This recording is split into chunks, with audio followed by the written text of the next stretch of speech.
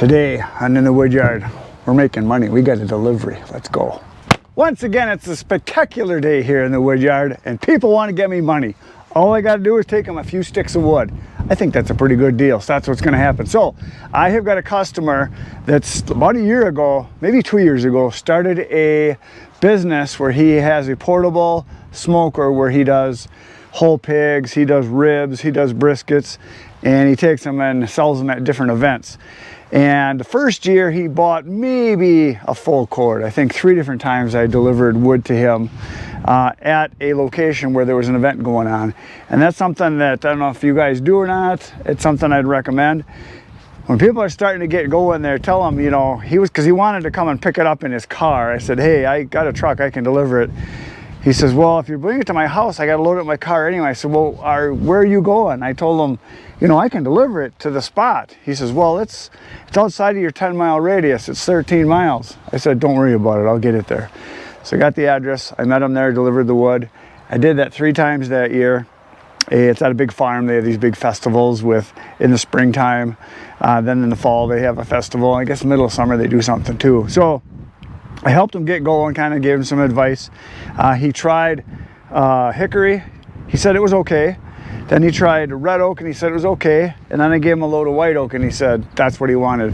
I'm getting more and more people that want white oak, and all I got left is just a little bit here, and I got some in the other pile. So white oak is kind of being the wood of choice that I hear a lot of times now for guys that do smoking. That and hickory and some cherry. So now 2 years forward, he's got a catering business that he started with another guy about a year or so ago, and they do events, but they smoke the stuff at their office. They got a little strip mall kind of thing there, and they smoke all their stuff there, and then they put it in these big heated boxes and they take it to the event. They do a lot of weddings, they do anniversary parties, they've done big events like that for people, and he said it's just usually a flat fee for how many people they have, and they just feed them because they make all their other food too. So it's a pretty good deal he's got going. So this load I'm going to be putting in here will be the 5th this year. I think I'm taking 9. This is the 5th load. He buys a 1/3 of a cord at a time, face cord, Rick Ranker, or whatever you want to call it. He has like the white oak, and he usually has about a 1/2 of a face cord when I get there. And he says when he does an event, a lot of times they'll use up a 1/2 of a face cord, and he wants it to last a while. So we're going to load up this load, but I'm going to put it in differently this time. Normally I just fill the bed full level with a little heap to it, and it's a 1/3 of a cord. But it's supposed to rain in about 2 hours, and I got something else I got to go do, but I wanted to get it loaded now. So I'm actually going to stack it in the truck, which I don't like doing because it takes extra time. But when I stack it in the truck, all I need to do is put 3 rows across, side to side, right to the top, and then a 1/2 of a row. So 3.5 rows. And I'm going to keep it so I can put my tonneau cover and I can cover the wood up then, because like I said, it's supposed to be raining later today when I'm delivering it, or between now and then. And I want to keep it dry because he likes it dry, because he likes to burn it right away. Because I delivered one time, it was raining, and he says, oh, I wish I would have known that it was going to rain. I would have had you come at a different time. Now the wood is all wet. I said, don't worry, it'll dry. And it dried. He was all worried about it though. But this way I can get him dry wood, because I back right into his garage where we're going to be putting it. Okay, so it's time to start chucking wood.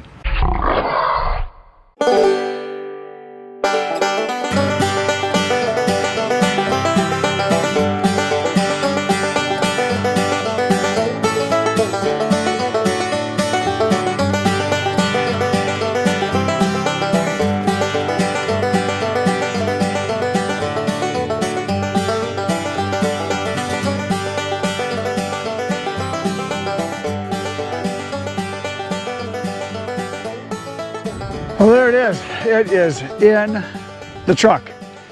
I can't believe that's how I used to do it for years. I stacked wood like that. Oh my gosh. I would take it from a measured stack, and then I would stack it in there again just to make it look all nice and neat. What a waste of time. Oh my gosh. But there's a reason why I did it this time, is I want to keep it dry. And if I throw it in loose, I can't put the cover down because it's too fluffy. Because you gain about, I don't know, 25–30% volume when you throw it in loose. But throwing it loose, I could have had this done in 6–7 minutes. That took me probably almost 20 minutes to do. Throwing it in, climbing back over, putting it in rows, making sure I got 3 full rows, and then I threw a bunch extra in at the end. You probably saw that. I didn't even stack it. I just threw extra, and I don't even care. So that's one of those things that a lot of people are like, oh, you got to get the exact amount. No, just give some more. Just give more. It's not that big a deal. It's a few sticks of wood. People are happy with more wood, always. They always come back because you over supply or over deliver. That's the word. As you can see to the west there, it is very dark, dark blue. I just looked at the radar and it looks like within an hour it's going to be pouring and lightning and booming. So I'm glad I got this in now, so it's all protected. And that way when I go to deliver it later today, it should be done raining by then. I should be able to back into his little storage facility in the back of his unit that he's got where they do their smoking, and should be able to keep it dry, and that way he'll be happy. So whatever I can do to keep customers happy is what it's all about, and that's what you should work on too. Is if you know there's something that is a big deal to someone, make sure you take care of that. I've got a lot of my customers that I deliver to that I back into their garage, which is why I kind of like using the truck. It's real easy to back in and go right to their rack and unload it. But now that I've got the baby dumper, I've got a little dump trailer. It's the N&N 5-foot by 10-foot dump trailer. It's got twin 3,500-pound axles, so it's 7,000 pounds total capacity. The trailer itself weighs around 2,000, a little more than that. So I can get about 5,000 pounds in it. And if I heap it full, unstacked, just loose wood in there, and put the tarp over the top to hold it down, I can get 2 face cords or 2/3 of a cord in there, and that's what I use most of the time. And it's nice and narrow because it's got the same width, same footprint as my truck, and I can back that into anybody's garage, which works really nice. And what I do a lot of times then is I back right up to their rack.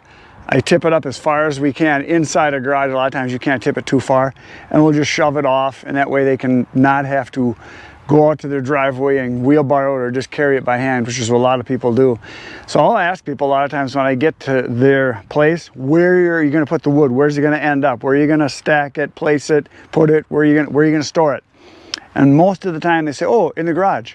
And so I look, and usually it's the back of the garage or the side of the garage, and I was telling them, I can dump it here in the driveway, but I can also back into your garage and I can dump it in. I have to shove it off, but it'll be right by your racks. That way you don't have to walk back and forth. You can just stack it right there. 90% of the people are like, that would be awesome, do it. And then there's some people like, no, because I'm going to put some in the backyard, I'm going to put some in that rack, and I got a teenage kid that needs some exercise because all he does is this all day. So there's that. So we got it in. There's a little bit left in here. I'll show you what's left. That's all I got left of the white oak, that little bit right there, because behind that bigger pile back there, that's ash. So that's white oak. So I got about 1 more third of a cord, or 1 face cord is what's left. And then I've also got some white oak over here. Over there's some white oak, but I don't have a lot of white oak separately. And that's something I'm probably going to start doing, because quite a few of the people that do smoking of meat, people that have the smokers, the big like commercial grade type size ones, they like the white oak. So I might be doing more and more separating of the white oak as I get it or as I split it. Kind of a pain, but if that makes them happy, that's probably what I'll do. But I also am going to start promoting to these kind of people that I have hickory, that I have beech, that I have hard maple, that I have cherry, because those are all great for smoking too. And I know there are certain people that they get stuck on a kind of wood and they think it's the only kind of wood there is. I call them wood snobs. And it's mainly because they got a closed mind. Like a lot of people, when it comes to trucks or chainsaws, they think that, oh, their kind's the only kind. Well, there's a lot of good kinds out there, just like firewood. I think red oak and white oak, to me, they burn about the same. I think they smell about the same when they burn.